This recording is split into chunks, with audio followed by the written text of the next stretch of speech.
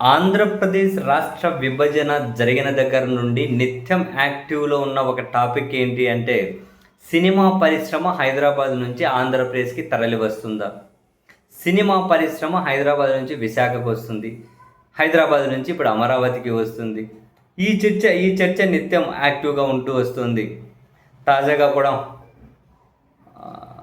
రామ్ చరణ్ ఇంతకుముందు జనసేన పార్టీ ఆఫీస్కి వెళ్ళి మంగళగిరికి వెళ్ళి ఆ ప్రాంతంలో తిరిగారు.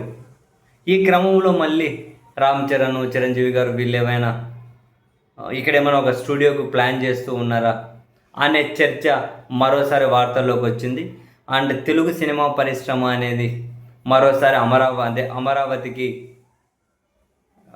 రాబోతుందా అనే దాని మీద మరోసారి చర్చ స్టార్ట్ అయింది.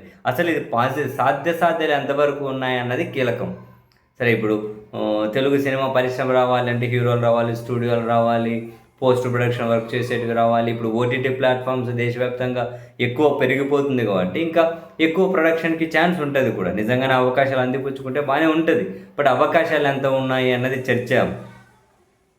అండ్ ఇక్కడ ఏమైనా కనుక ఉచితంగా భూమో లేకుంటే ప్రభుత్వం నుంచి ప్రోత్సాహకాలు వస్తే ఇక్కడ అటువంటి స్టూడియోలో లేకుంటే ఇంకేదో ఏర్పాటు చేసే ప్రయత్నాలు చేయాలి అని చెప్పి కొందరు ప్రముఖులు ట్రై చేస్తూ ఉన్నారు. సో ఒక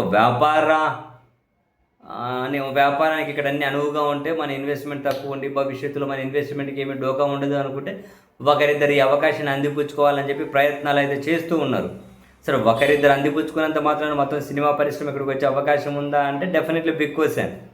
కారణం ఏంటంటే ఇప్పుడు బాలకృష్ణ గారు ఇప్పుడు మూడోసారి ఎమ్మెల్యే, ఇప్పటికీ ఆంధ్రప్రదేశ్లో ఆ సారికి ఇల్లు లేదు. హైదరాబాద్ నుంచి ఆంధ్రప్రదేశ్కి అప్ అండ్ డౌన్ చేస్తూ ఉంటారు.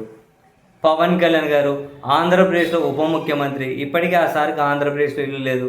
హైదరాబాద్ నుంచి schedule service up and down చేస్తూ ఉంటారు. సినిమా పరిశ్రమలో రెండు పెద్ద కుటుంబాలకు చెందిన వ్యక్తులు ప్రభుత్వంలో కీలకంగా కూడా ఉన్నారు. వీళ్ళు అసలు ఆంధ్రప్రదేశ్లో సొంత ఇల్లు కూడా కట్టుకున్న దగ్గర ఇక సినిమా వాళ్ళని వీళ్ళు ఏ విధంగా అడగగలుగుతారు, లేకుంటే సినిమా వాళ్ళని వీళ్ళు ఏ విధంగా కన్విన్స్ చేయగలుగుతారు? ముఖ్యమంత్రి చంద్రబాబు నాయుడు గారికి కూడా లేదు ఇల్లు. అధికారంలో ఉన్నప్పుడు ఇక్కడ ఉంటారు, ఇప్పుడు ఏదో కట్టుకుంటూ ఉన్నారు. అధికారంలో ఉన్నప్పుడు ఏమంటారు, అదే కరకట్ అంటారు కదా, అక్కడ ఉంటారు. అది ఎవరితో తెలియదు ఇల్లు. లింగంనేని రమేష్ అంటారు, కాదంటారు, రకరకాల పోనీయండి, అక్కడ ఉంటారు. ఇప్పుడేమో కట్టుకుంటూ ఉన్నారు. సారుగానే ప్రతిపక్షం ఉన్నాడు, హైదరాబాద్లోనే ఉంటూ ఉండే ఎక్కువ. మరి వీళ్ళు అసలు అక్కడ నుంచి అమరావతికి బాలకృష్ణ గారు, పవన్ కళ్యాణ్ గారు ఎవరు అమరావతిలోకే రావట్లేదు. వీళ్ళు ఇంకా అమరావతిలో వీళ్ళే కనీసం ఒక రాజకీయ నాయకులుగా ఉండి పాలకులుగా ఉండి కూడా ఒక స్థిర నివాసం కూడా ఏర్పాటు చేసుకోలేదు. అటువంటి సినిమా వాళ్ళు ఇక్కడికి షిఫ్ట్ అయిపోతారా? అది సాధ్యమేనా? అసలు ఇప్పుడు 3 సంవత్సరాలు కాదు, రాబోయే 10 సంవత్సరాలైన అటువంటి పరిస్థితులు వస్తాయా? $1 మిలియన్ ప్రశ్నే.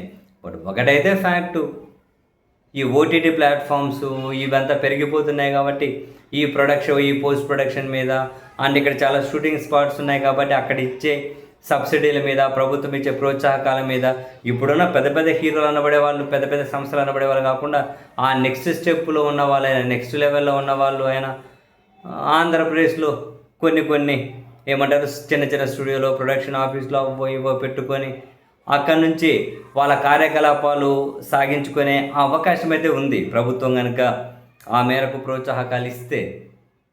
బట్ ఆ ప్రోత్సాహకాలు అందరికీ సమానంగా ఇస్తే ఓకే, మనకు కావాల్సిన వాళ్ళని చెప్పి కొందరికి మాత్రమే పిలిచి కొందరికి ఇస్తే కష్టమే మళ్ళీ. బట్ చూడాలి. చంద్రబాబు నాయుడు గారు అయితే అమరావతిలో కొందరైనా సినిమా వాళ్ళని పట్టుకొని రావాలని ప్రయత్నాలు చేస్తూ ఉన్నారట, అమరావతికి లేదా విశాఖ. కానీ ఎంతవరకు సఫలీకృతం అవుతుందో చూద్దాం.